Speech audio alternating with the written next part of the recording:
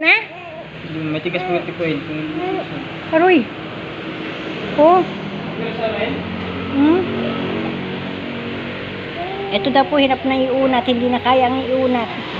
Alam mo ang mga buto nito nag-ano na, naninigas na, hindi na ito mag-ano. Hindi, pwede pa ito, dapat ito inaalala-alalay lang kasi ang hilot nito. Para maunat-unat niya hindi niya maunat-unat yan, lalo lang mahirapan yan. Tingnan mo, mga kamay niya,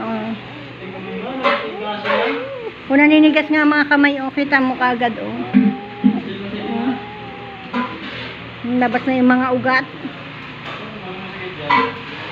Ano pa lang ito, isang taon pa lang itong bata na to, kita nyo naman yung tsura ng bata na yan, sa mga taga Bulalakaw dyan, sana matulungan nyo ito. Kawawa naman po talaga. Grabe, naninigas talaga yung bata.